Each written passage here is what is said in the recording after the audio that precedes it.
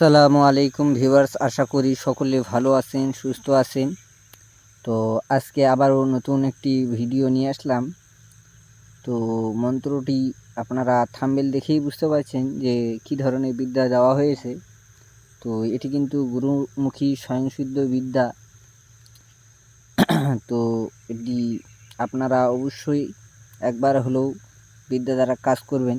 কিভাবে কি করতে হয় না করতে হয় আমি সব কিছুই বলে দেবো। তো খুব গুরুত্বপূর্ণ একটি ভিডিও, তো আপনারা কি স্কিপ করে দেখবেন না। স্কিপ করে দেখলে কিন্তু আপনাদের বুঝতে অসুবিধা হয়ে যাবে, তখন কিন্তু পরে ফোন দিয়ে আপনারা ডিস্টার্ব করবেন না। যা বলবো ইউটিউবেই বলবো, ফোনে কিন্তু আর বিস্তারিত কোনো কিছুই বলবো না, কেননা আমি একটা ভিডিওতে যতখানি বলা প্রয়োজন ততখানি কিন্তু বলে দিই।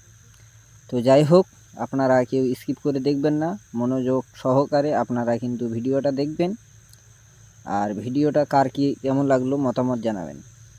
তো আপনারা যারা আমার এই চ্যানেলে নতুন তারা চ্যানেলটিকে সাবস্ক্রাইব করুন এবং লাইক কমেন্ট শেয়ার করবেন, বেশি বেশি করে শেয়ার করে দিন। তো বেশি কিছু না বলে আসুন সর্বপ্রথমে আপনাদের মন্ত্রটা পড়ে দিই। মন্ত্রটা পড়ে দিয়ে আপনাদেরকে বিভিন্ন কিছু যতটুকু বলার, এই খাতার বাইরেও কিছু কথা আছে, তো এই লেখার বাইরেও সেগুলো আপনাদেরকে আমি বিস্তারিত বলে দেবো। তো সর্বপ্রথমে আমরা মন্ত্রটা আমি পড়ে শোনাই। তো মন্ত্রটি হলো অগ্নিবাণ তেল পড়া বশীকরণ মন্ত্র। তো মন্ত্রটা শোনাই। স্বর্ণ প্রদীপে তেলে জল দপ দপ করে অগ্নিপটি জলে, যেন ঝিকমিক করে জ্বলিতে এসে অগ্নির তেজ স্বর্ণ জাতি, প্রায় অমুকের মন পড়ে বিষম তাহার উরু উরু ভাব, ছাড়ি বাসুক তার মন, অমুককে ভজনা করুক কাটাক জীবন, জয়ন্ত মরণ তার মেরনা, পাইয়া ছাড়ো সম ফিরে সদা পাগল হইয়া কার আজ্ঞে, কাউরের কামাখ্যা মার আজ্ঞে, আজ্ঞা কালের ঘাটের মা কালের আজ্ঞে।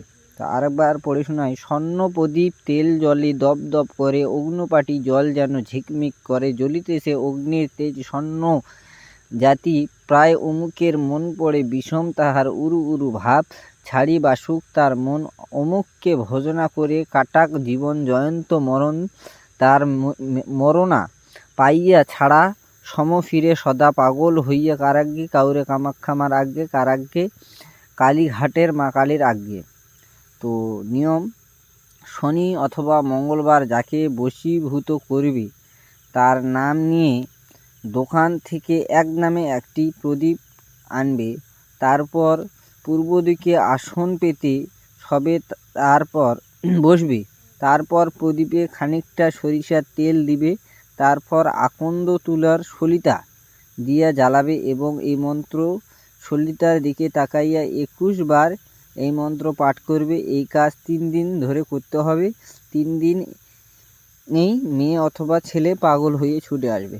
তো যখন প্রদীপটা কিনবেন আপনারা বাম হাতে পয়সাটা দিবেন এবং বাম হাতে প্রদীপটা নেবেন।